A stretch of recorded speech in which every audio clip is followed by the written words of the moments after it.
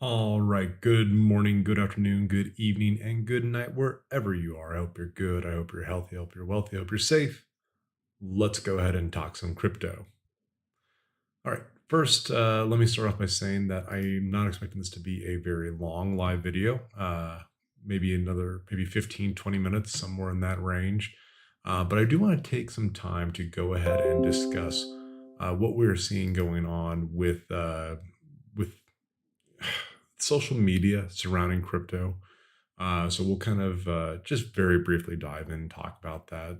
And I'm sure that many of you are experiencing the same things that I'm feeling. In addition, I'm also going to take a look at some industry experts, see what they're doing, what they have going on, what their views are on crypto. Finally, I'm going to talk just very briefly about myself, my own views, what I'm going to be doing, and then we'll kind of wrap this up and take it from there. But first, let's go ahead and roll that intro.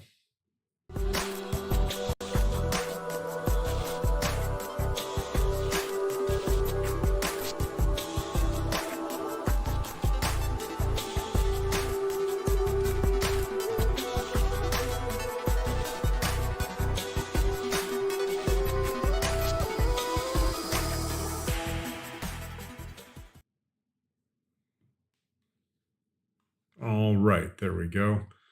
Let's go ahead and perfect.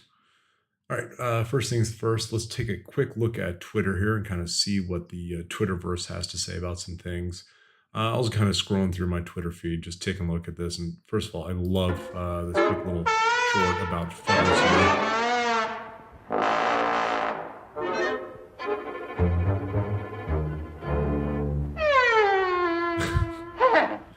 I get a kick out of that. I had some people talking to me, just various media, talking about photos, and I had someone who had just kind of a quick question. What is a futter? Asked me to kind of define it, and um, really, it's just a futter has other meanings, but the way that we are using here in the cryptocurrency world is really FUD. We'll just stick with that portion of it. And then a futter is someone who is projecting these ideas, but basically FUD, fear, uncertainty, doubt. So someone who's a futter is spreading fear, uncertainty, and doubt. There's someone that's filled with fear, uncertainty, and doubt. Not a positive thing, not a good place to be. And of course, having these people all over social media, it's going to mess with everyone else's psyche. Um, as I've mentioned before, I have kind of a background in history, and one of the things that I would say is that uh, regarding history, a lot of times when we look back at it, it's the people that are a part of the smaller minority groups that tend to have the loudest voices. Um, and I think that these, especially the fudders right now, tend to be people who they got into crypto late last year or early this year. They're kind of later to the game. They aren't used to these crazy cycles that we have in cryptocurrency. They saw kind of this uptick that happened a couple weeks ago, and now they're seeing the downtick that's going on right now. And they're freaking out. They're casting dispersions and doubt on different projects and things. And so it's just something to be aware of. Keep in mind that a lot of times we see all these things, um, and it's you have to take everything with a grain of salt. It's social media. Most of these people are not who they say they are. They are just some random individual, and who knows what their actual motivations are. Both positive and negative. I really suggest, really recommend that you take the time to maybe look a little bit into social media. Um, you know, they always talk like in stocks. You buy on rumor. Cryptocurrency, I feel like most people are buying and selling on rumor, and you got to be very careful of that. One of the things that I would definitely recommend for you is to go ahead and make sure that you are diversifying the sources of information that you're using to find out what is going on inside these different realms. All right. A couple other things I was going to point out. I don't know who D2 Handler is, but I really like the way that they bring this up. Tribalism, this idea of tribalism, whether it's Strong, whether it's Thor. And it doesn't have to even be a node project, it could be other projects. One of the things that I would point out too would be something like XRP. XRPers are really loud, it seems like, in a lot of the social media spaces. People who are just these devout fanboys of Ripple. I own Ripple or XRP. I'm involved. I have some investment there, but at the same time, I know in the past I have come out and talked a lot about it, but at the same time, I just want to say be careful. Be careful of who's talking, what they have to say about it, and don't necessarily again buy or sell on rumor. Wait to kind of see what the data is that's coming in. Be very careful with your investments. Um, other things, I got a real kick out of this one. Again, I don't know who Rizzo is, but I did look it up, and yeah, this was an actual article from Slate back in 2013, um, talking about Bitcoin being a Ponzi scheme. Well, it's obviously still here today, and something else I would say about it being a Ponzi scheme is that uh, a lot of cryptocurrency might be defined as a Ponzi scheme, especially right now. If we're looking at the node projects out there, whether it's Thor or Strong, Stronger, um, any number of node projects, yeah, they are clearly a Ponzi scheme right now. This is something where people who are early investors are getting paid out of the investments from current investors. So that's something to be aware of. Now, I do think, as I've said before on the channel here, that especially Thor, I like the game that they've got coming out, GOA, Gods of Asgard. I think that that is one way for them to transition from a Ponzi scheme into an actual profit generating token or coin or network. And of course, Strong, I still think that they've got a very good base. But what they need to do is they need to do a better job marketing. They've got to get more people buying into the idea of supporting nodes, especially for layer two solutions. The sooner that they can get better adoption rates, I think the people who are involved in the Strong project will start to see some actual real returns as opposed to having to rely on new investments coming into it. Other things to kind of consider too with these different cryptocurrencies is that, I mean, especially Bitcoin, it has stood the test of time now. Uh, I mean, my God, a week in cryptocurrency is like months, perhaps even a year in other investments. And the fact that they've been around, for roughly a decade now, really speaks a testament to who they are. Um, let's see here. Something else to look at too is the fear and greed index. For anyone who's not familiar with this, yeah, you might see things like this pop up. But basically, what this comes down to is that if you are more hesitant to buy into something like Bitcoin, you'll be more on the fear side. You're going to be looking to possibly liquidate your assets. Whereas if you're on the greed side, you're looking to buy in, you're betting that it's going to go up. You think that there's substantial room for you to get into this and to make some money. So that's something to kind of be aware of and pay attention to as well. Right now, there's a pretty good fear index regarding Bitcoin. So do be aware of that. Be careful with that. Uh, that being said, getting back to the title of the stream, is it time to liquidate? Is it time to get out of these cryptocurrencies? Um, I would say, like I say so many times, look at what the experts are doing. Here we have Bank of America. Michael Hartnett is a pretty big strategist at Bank of America and has jumped around to a few other banks in the past. Someone that I think is a good source of information for what the traditional investment gurus, if you will, have to say and what their thoughts are. And he is warning right now about a big recession shock that might be coming into the US markets and talking about how a lot of these traditional investors might be looking to something like a cryptocurrency, to something like a Bitcoin, perhaps even stable coins as a way to kind of avoid some of that shock in the system. And consider this. Right now, the US housing market is completely out of control. We are seeing growth within that market of 4 to 5% per month when it's normally 4 to 5% per year. We are seeing interest rates skyrocketing right now. We are seeing for loans. Oh my goodness, loans. One of the things that was just made aware of with my real estate background is that they are starting to do stated income loans again. We haven't seen these things since 2006, 2007, and we all know how well that worked out for us. Um, on the other side, massive inflation. Uh, Maybe massive isn't fair, but we are definitely seeing a lot of inflation going on right now. Um, so there's a lot of concerns just in the general U.S. economy. And if we look internationally, oh my goodness, if we're looking at international, what's happening there, Russia is switching its ruble to a gold and silver backed standard again, trying to avoid some of the issues that it's seen with the restrictions that the U.S. and the international community have put on them because of Ukraine. We're looking at Venezuela. They've switched over to adopting a cryptocurrency as a national currency. We are also seeing uh, Russia discussing adopting cryptocurrency as some to back their own currency.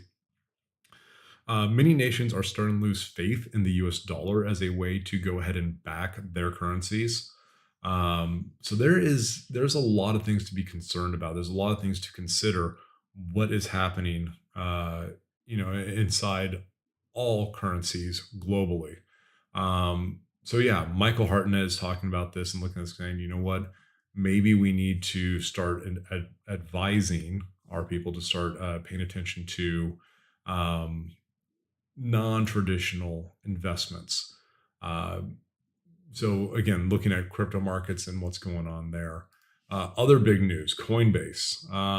Now, I'm curious. I've read through this a couple of times. I don't see them actually clarify it, but Coinbase has basically issued a list of 50 different projects that they are looking at possibly adopting in the second quarter two of 2022 that they might add. And I don't know if they're talking about them adding it to the regular Coinbase accounts or to Pro. So it would be interesting to see what happens with that. Um, I'm sure many of you are like myself in the sense that you don't have a huge amount of time to go through every single project that's coming out there. But I would love to at some point go through, look at these 50 potential listings for Coinbase, try to find some of their light papers and see what these projects are, what they have to offer, what space are they currently operating in, and what are the possibilities, the likelihood that Coinbase might be adopting these. And again, is it likely to go on regular Coinbase or is it likely to go on Coinbase Pro? Um, so yeah, let me go ahead and kind of wrap that portion up there. Let's see. There we go. All right. So I know a lot of things are going on right there. And this, as I said, we're kind of looking at this question: should we be considering liquidating our assets, getting out of cryptocurrency? Um, well, I can't answer for you, but what I can say is what I'm doing. I am, as I've said in other videos, diversifying, diversifying, diversifying. I love my mining operation, but I'm not going to rely strictly on mining. I'm going to make sure that I have other things going on, other potential opportunities to have some growth. This could be anything from node projects, which I've talked a lot about in the last week or two, both Thor and Strong. This is also going to be staking and also loaning. USDT is a great option for you to loan through different, like KuCoin, I think is one of the big ones. It's a great way for you to try to make some interest on your cryptocurrency. So it's kind of a stable way to make an additional income from cryptocurrency. Also, aside from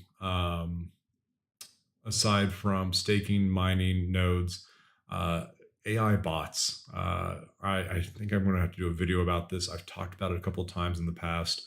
I love the idea of using bots, and I've got a couple of them that are running, especially on KuCoin. That's another one that I'm using right now for bots. Didn't used to use KuCoin a lot until recently. But one of the things that I do like about them is the ability to use bots to go ahead and have Um, I mean, obviously, we cannot be up as investors. We cannot be up 24 hours a day, 7 days a week, monitoring every up and down that the market is taking. So it's good to set up bots, let them manage it, let them micromanage it. Uh, you know, trying to play the market can be difficult. Having a bot play the market, much easier. And it's tough because a lot of times in cryptocurrency, we want to see big gains quickly.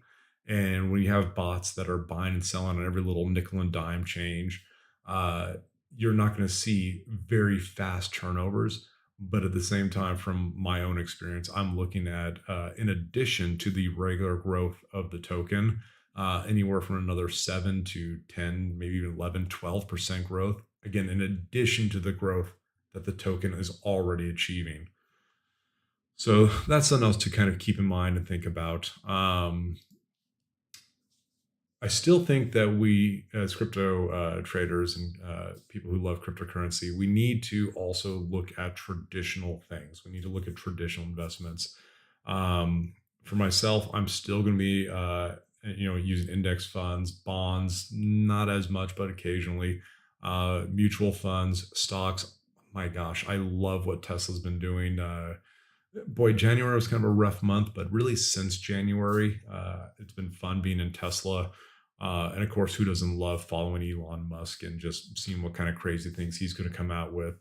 Um, by the way, I think someone had mentioned that the Cybertruck has been canceled, and I'm real curious. I'm going to have to look into that. Maybe someone could throw a comment down to the comments there. Let me know what you've seen. I am curious if it's been canceled, and if so, why. But again, who can even begin to predict Elon Musk and what his thoughts are? Uh, Getting back to cryptocurrency for a minute, though, here with Elon Musk, I love him for his passion that he brings to, and the not just passion, the passion and awareness that he brings to the space. I do not like how he's able to manipulate the market so quickly and easily with a single tweet or a voice. I mean, he adopts a Shiba Inu dog, and suddenly Shiba Inu or Dogecoin just skyrockets. That doesn't make sense to me. Then again, I also don't like how Vitalik Buterin can also do the same thing with Ethereum. Through a single comment, a single tweet, really manipulate that whole space. I am excited about with the merge here and Ethereum moving with proof of work. As much as it breaks my heart that of what that's going to do to profitability, I am excited about what that's going to mean for other coins. Looking at other spaces, whether it's Ethereum Classic, which really should just be called Ethereum, and the current Ethereum, what we call it, should be Ethereum 2.0, not the Ethereum 2.0 it's going to be becoming. But I hope that makes sense. Like, ETC is Ethereum. Ethereum is kind of a offshoot or branching away from what Ethereum was originally meant to be.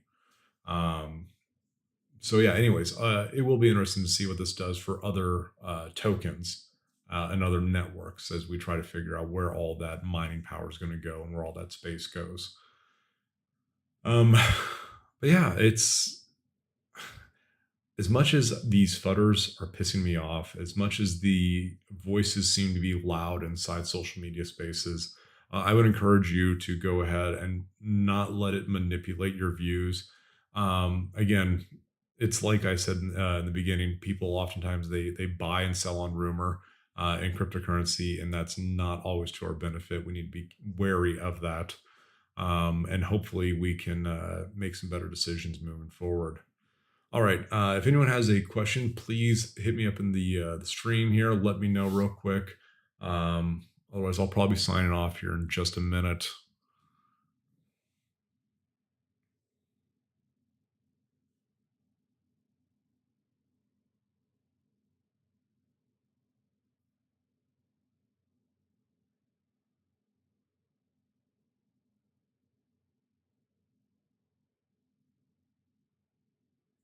Got my cute little pup down here. She's sleeping next to me. Um, she's the face of the channel and the stream. Her name is Dakota. And that's kind of what my whole mining channel is named after. And all my mining stuff, DB mining is, well, the first part of the initials, Dakota. And she's a German Shepherd and Black Lab. She's sleeping over here. Her nose is kind of doing that twitchy thing that she's chasing something or thinking about something. So,